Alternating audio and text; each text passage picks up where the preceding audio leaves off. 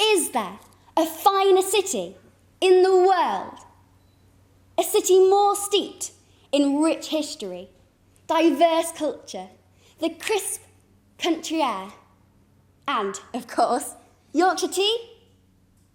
York is the unique, yet familiar, array of attractions, the dawn of our dreams, the city of 1,000 echoes that resound from the cobble-clad pavements. Home. From the rambling streets of the Shambles and the majestic Minster to the comforts of the quirky cafes, York never fails to surprise us with the jewels it possesses. Our city is not just about the present. It lives and breathes its past, revelling in the nostalgia of its many treasures. If the railways hadn't come to York, our chocolate industry would have died a slow, painful death. Death by no chocolate. So George Hudson must have been a very important person to have made the railways come to York. Today, York has a range of beautiful and historic buildings that wouldn't be here if it wasn't for Hudson. The good ship York may have appeared to be sinking back then, but is now thoroughly watertight. So you're saying that the actions of an ethically questionable businessman who was determined to ensure York remained an important city may have caused York some embarrassment and financial difficulty, but they have, with the benefit of time, made York what it is today. Yes! He wasn't a hero, but York has a lot to thank the railway bands for. Did you know that we currently play host to 124 blue plaques in York? Really? 124? Yes, and that's why we're here today.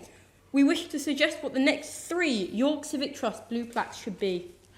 I have a great idea for the first blue plaque in York. Go on then, what is it? Well, obviously there should be a blue plaque for my favourite band. Which is? One Direction, of course. When they were in York last year, they stayed at the Premier Inn on Shipton Road. So we should obviously commemorate their time there. If there were no traffic lights, driver and pedestrian lives would be in danger. Traffic lights have a key function in protecting all road users. Actually, Lorena, they have been proven to maximise congestion, costing the economy over £25 million a year. They also increase emissions and fuel use from the stop-start-drive cycle. I think you're forgetting the other function of traffic lights. They provide the opportunity to apply one's makeup, straighten one's tie, use the steering wheel as a drum kit, and most importantly, as I'm sure we've all observed, explore the contents of one's nose. Museums offer extras such as gift shops, cafes and workshops.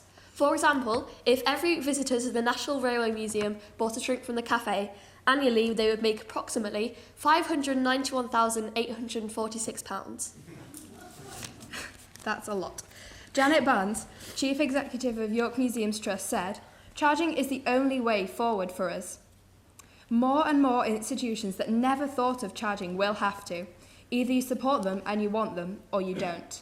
We believe this is an extremely negative outlook on the situation." After Poole Museum started charging entry fee, the visitors dropped by 75%, and this is sure to happen to museums in York if we start to do the same. Upon reversing the charge, the secondary spend in items in the gift shop and cafe rose high above the ticket sales, which is exactly what we want. We could have some funding and some charges. That means it's cheap for the public and good for the museum, as they will still have money to improve the collection. What do you think? I could get on board with that. So, That's how museums should be funded. Can I have your Mars bar now? Fine.